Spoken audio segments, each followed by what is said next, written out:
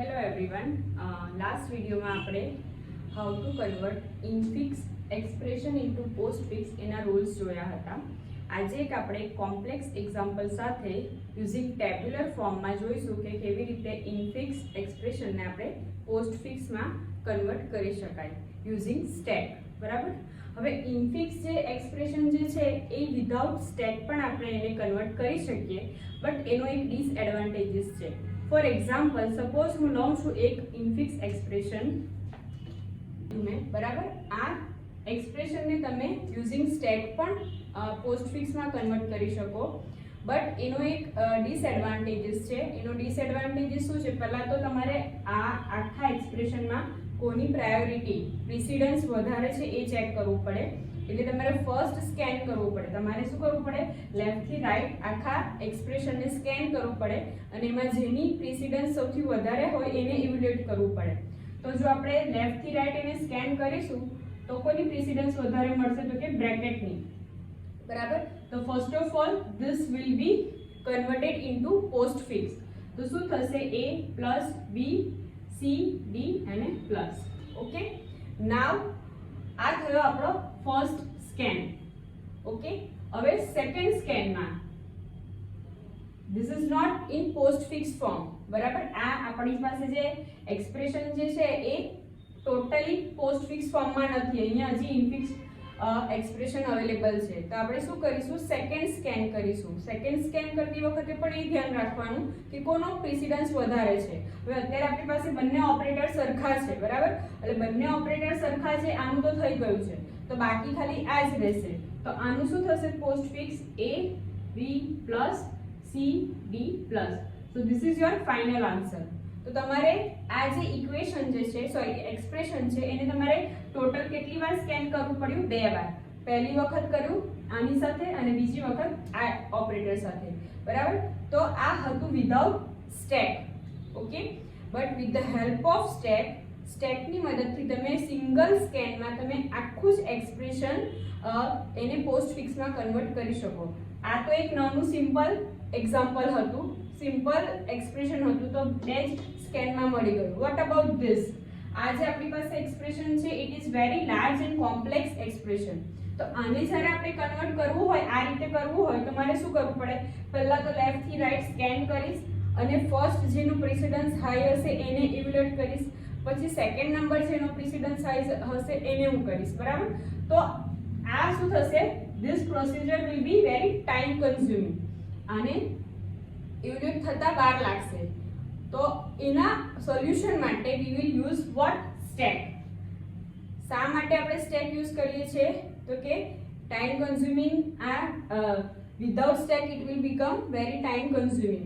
તો એને ઓવરકમ કરવા માટે આપણે ઇનફિક્સ અને પોસ્ટફિક્સમાં કન્વર્ટ કરવા માટે આપણે સ્ટેકનો યુઝ કરીશું. બરાબર. હવે યુઝિંગ સ્ટેકમાં આપણે જેટલા પણ રૂલ્સ હતા એ લાસ્ટ વિડીયોમાં મેં તમારી સાથે ડિસ્કસ કરેલા છે. એકવાર રિફર કરી લેજો. એના જે 3 નિયમ હતા, 4 નિયમ, મેઇન નિયમ, એ મેં અહીંયા લખ્યા છે સાઈડ પર. આપણે જ્યારે પણ આની જરૂર પડશે ત્યારે આપણે એને રિફર કરીશું. ઓકે. નાવ જ્યારે પણ તમે કોઈ પણ ઇનફિક્સ એક્સપ્રેશનને પોસ્ટફિક્સમાં કન્વર્ટ કરો તો જે ઓપરાન્ડ આવશે, okay, this is called hour operand. Operand હશે એને આપણે પોસ્ટફિક્સ એક્સપ્રેશનમાં સિમ્પલ લખી દઈશું. બરાબર. આપણે સ્ટેકમાં કઈ વસ્તુ પુશ કરવાની છે? જ્યારે આપણને કોઈ ઓપરેટર મળશે ત્યારે. ઓપરેટર સિવાય જે ઓપરાન્ડ હશે એ બધી જ વસ્તુ આપણા output expression or we can say postfix એક્સપ્રેશનમાં એને સિમ્પલ કોપી કરીશું. Okay. So using tabular form and using stack we will convert this complex infix expression into postfix complex expression. Then you have to draw this table. બરાબર. એમાં પહેલી કોલમમાં input expression જે આપણે expression આપેલું હશે એને આપણે લેફ્ટ થી રાઈટ સ્કેન કરીશું. બરાબર. જેવી રીતે જે વસ્તુ આપણે સ્કેન કરતા રહીશું એ અહીંયા લખીશું. બરાબર. ઓપરેટર હશે તો આપણે આ કોલમમાં લખીશું. બરાબર. અને જો ઓપરાન્ડ હશે સિમ્પલ ઓપરેટર સિવાયની જેટલી પણ વસ્તુ છે એને આપણે અહીંયા લખીશું. ઓકે. તો so will start with our this expression. પહેલા મને શું મળે છે? K.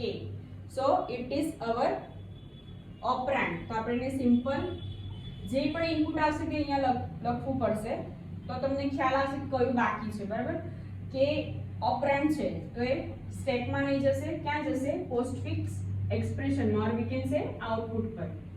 પછી છે પ્લસ. ઓકે, પ્લસ આપણો ઓપરેટર થશે એટલે આપણે એને અહીંયા પ્લસ મૂકીશું. સેમ વસ્તુ અહીંયા કે છે. પછી છે L, so L will be at postfix expression. પછી છે માઇનસ. ઓકે, પ્લસ છે. નાઉ ચેક, બંને ઓપરેટર છે. ઓકે, ઓપરેટર છે, પ્રિસિડન્સ ચેક કરો. પ્રિસિડન્સ બંનેનો સરખો છે. પ્રિસિડન્સ સરખો હોય તો આપણે શું ચેક કરીશું? એસોસિએટિવિટી. હવે એસોસિએટિવિટી મારી શું છે? પ્લસ અને માઇનસ ની મારી લેફ્ટ થી રાઈટ હોય. બરાબર, તો લેફ્ટ થી રાઈટ હોય તો હું શું કરીશ? પોપ કરવાનું છે. શું પોપ કરીશું? સ્ટેકના ટોપને. ઓકે, તો પ્લસ માઇનસ આવ્યું અને અહીંયા પ્લસ છે. Both have same precedence, so we will check with associativity. Associative મારી લેફ્ટ થી રાઈટ છે તો હું શું કરીશ? પોપ કરીશ. પોપ કરીશ એટલે શું થશે? અહીંયાથી નીકળીને આપણે જે પોસ્ટફિક્સ વાળું એક્સપ્રેશન છે એમાં આવી જશે અને માઇનસ અહીંયા આવી જશે. ઓકે, પછી શું છે? એમ. એમ આપણો ઓપરેન્ડ છે એટલે એને સેમ રીતે લખો. પછી આવશે multiplication. Again both are operator. Check precedence. Precedence કોનો હાઈ છે? તો કે મલ્ટીપ્લિકેશનનો. મલ્ટીપ્લિકેશન શું છે? મારી પાસે ઇનપુટ સિમ્બોલ થયો or we can say input expression. તો આપણે રૂલ ચેક કરો. જો ઇનપુટ સિમ્બોલની પ્રિસિડન્સ ગ્રેટર ધેન ટોપ કરતા વધારે હશે તો હું શું કરીશ? સિમ્પલ પુશ કરીશ. એટલે મારે શું કરવાનું છે? સિમ્પલી પુશ કરવાનું છે. ઓકે, કેમ? કેમ કે આની પ્રાયોરિટી હાઈ છે, આનો પ્રિસિડન્સ હાઈ છે. સેમ લખો અહીંયા. પછી છે and. And is also operand. પછી છે પ્લસ. ના, હવે ચેક કરો. પ્લસ છે અને સ્ટેકના ટોપ ઉપર મલ્ટીપ્લિકેશન છે, આ બાજુ આવે. બરાબર, ટોપ. તો પ્લસ અને મલ્ટીપ્લિકેશન કોની પ્રિસિડન્સ હાઈ છે? તો કે સ્ટેકના ટોપની. રૂલ ચેક કરો. If input symbol has less priority than top of the stack, તો શું કરવાનું છે? મારે પોપ કરવાનો છે. બરાબર, તો હું શું કરીશ? પોપ કરીશ. પોપ કરીશ એટલે ટોપ મોસ્ટ એલિમેન્ટ નીકળશે. એટલે શું નીકળશે મારો? પહેલા તો મલ્ટીપ્લિકેશન નીકળી જાય. એને આપણે આઉટપુટ માં લખી દઈએ. બરાબર, હવે પાછું અગેન ચેક કરવાનું. એકવાર પોપ થઈ ગયું પણ અગેન ચેક કરો. પ્લસ અને minus they have same precedence. તો શું ચેક કરીશું? એસોસિએટિવિટી. એસોસિએટિવિટી શું છે મારી? લેફ્ટ થી રાઈટ. સો લેફ્ટ થી રાઈટ માં શું કરવાનું છે? Again pop. તો શું થશે મારું? આ પણ પોપ થઈ જશે. પોપ થશે એટલે અહીંયા આઉટપુટ પર આવી જશે અને પ્લસ. ક્લિયર? નેક્સ્ટ છે મારો bracket. that will be pushed into the stack. બાકીની બધી જ વસ્તુ આપણે એમ જ લખીશું. પછી છે મારો કેરેટ ઓપરેટર.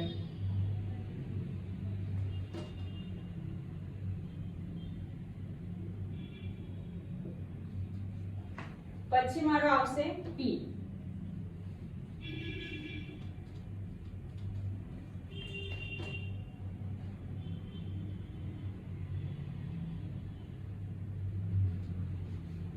ઓકે, સેમ વસ્તુ હું ઉપર કોપી કરું છું, વર્ડમાં જગ્યા નથી એટલે. તો આપણી જે આ આખી સ્ટ્રિંગ છે એ હું અહીંયા લખીશ કે પી. પછી મને શું મળશે? Closing bracket. Okay, closing bracket મળશે એટલે મારે શું કરવાનું? આ જે બ્રેકેટની વચ્ચે જે પણ ઓપરેટર છે એ પોપ થશે. બરાબર, તો શું આવશે? ઓકે, આ વસ્તુ પોપ થઈ જશે.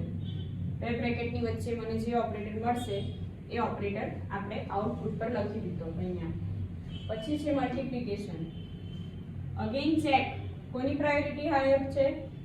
પ્રેસિડન્સ મલ્ટીપ્લિકેશન નો હાયર છે, ઇનપુટ નો હાયર છે. તો શું કરવાનું છે? સિમ્પલ પુશ કરવાનું છે. ઓકે, એટલે it will only push.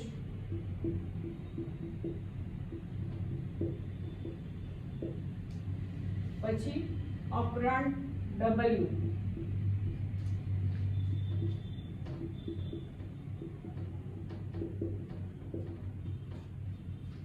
then division.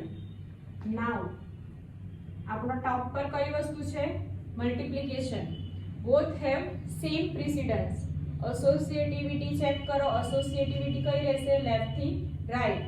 Left થી રાઈટ છે તો હું શું કરીશ? પોપ કરીશ. એટલે શું થશે? અહીંયા મારું મલ્ટીપ્લિકેશન જે છે એ પોપ થઈ જાય.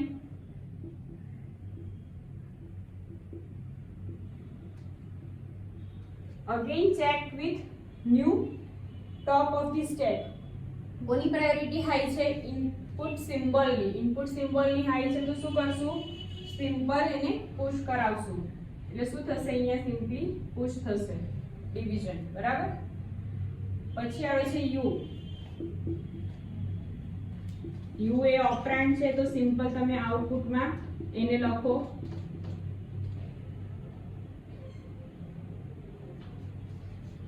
પછી again division. Both have same priority. અહીંયા પણ ડિવિઝન છે ને અહીંયા પણ ડિવિઝન છે. બંને પાસે સેમ પ્રેસિડન્સ છે. પ્રેસિડન્સ સેમ છે તો એસોસિએટિવિટી. એસોસિએટિવિટી મારી શું થશે? લેફ્ટ થી રાઈટ. કેમ કે બંને ડિવિઝન છે તો શું કરવાનું છે મારે? પોપ કરીશ. પોપ કરીશ તો શું થશે મારું? આ ડિવિઝન નીકળી જશે. તો એટલે શું આવશે મારા આઉટપુટમાં? k l plus m n multiplication minus p caret w multiplication u અને ડિવિઝન. ઓકે, પેલું ડિવિઝન ગયું, but we have also this also. આ ડિવિઝન છે હજી બાકી. હવે આ જે નવો ટોપ છે એની સાથે ચેક કરો. ઇનપુટની પ્રાયોરિટી વધારે છે. ઇનપુટની પ્રાયોરિટી વધારે હશે તો શું થશે? આપણે સિમ્પલ એને પુશ કરીશું. એટલે અહીંયા શું આવશે? પ્લસ અને ડિવિઝન. ઓકે, ઓલરેડી અહીંયા એક હતો એ આપણે પોપ કર્યો, પણ જે ઇનકમિંગ હતો એને પુશ કર્યો. કેમ પુશ કર્યો? કેમ કે એની પ્રેસિડન્સ વધારે છે કોના કરતા? પ્લસ કરતા. બરાબર. હવે આવશે વી મલ્ટીપ્લિકેશન. અગેન ચેક કરો. મલ્ટીપ્લિકેશન અને ડિવિઝન સેમ પ્રેસિડન્સ. એસોસિએટિવિટી લેફ્ટ થી રાઈટ છે તો પોપ કરીશ. શું પોપ થશે? ડિવિઝન પોપ થશે. પહેલા ડિવિઝન ને આપણે લખી દઈએ. અગેન ચેક કરો. મલ્ટીપ્લિકેશન અને પ્લસ કોની પ્રાયોરિટી હાઈ છે? ઇનપુટ સિમ્બોલની. ઇનપુટ સિમ્બોલની હાઈ છે તો શું કરીશ? સિમ્પલ પુશ કરીશ. બરાબર. એટલે પ્લસ અને અહીંયા મલ્ટીપ્લિકેશન એડ કર્યું. પછી છે t, પછી છે પ્લસ.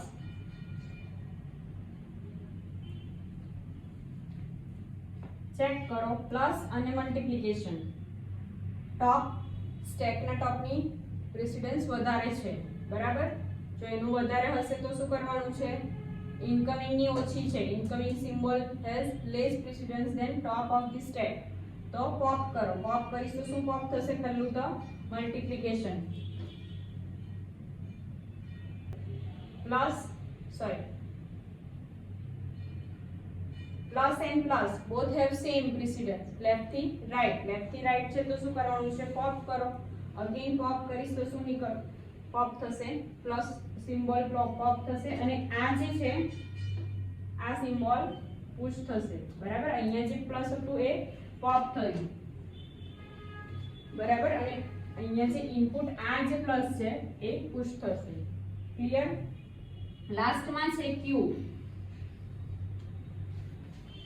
બરાબર. ક્યુ શું છે મારો? સિમ્પલ ઓપરેન્ડ છે તો હું આઉટપુટ સ્ટ્રિંગ પર લખી દઈશ. હવે જ્યારે તમે આ આઉટપુટ સ્ટ્રિંગ લખો or we can say output expression લખો ત્યારે ધ્યાન આપજો કે એક પણ ઓપરેટર કે ઓપરેન્ડ રહી નહીં જાય. અધરવાઇઝ તમારું આખું ખોટું પડશે. તો એ આવી ગયું. So this is our end of expression. whenever you encounter counter end of expression શું કરવાનું છે? સિમ્પલ સ્ટેકમાં જેટલું પણ વસ્તુ છે એને પોપ કરવાનું. અત્યારે આપણા સ્ટેકમાં કઈ કઈ વસ્તુ છે? તો કે પ્લસ.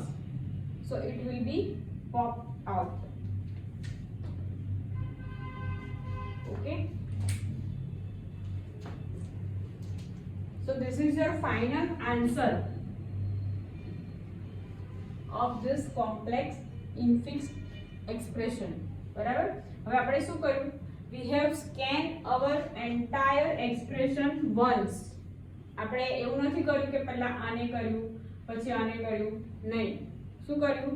વન બાય વન એક એક સિમ્બોલ સ્કેન કર્યો, એક એક ઓપરેટર અને ઓપરેન્ડને સ્કેન કરીને using rules we have convert this infix expression into postfix.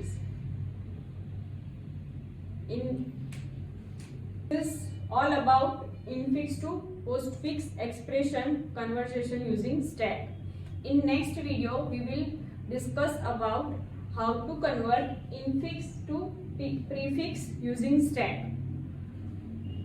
જો તમને મારો વિડિયો ગમે તો પ્લીઝ લાઈક કરો, મારી ચેનલને સબસ્ક્રાઇબ કરો અને શેર કરો.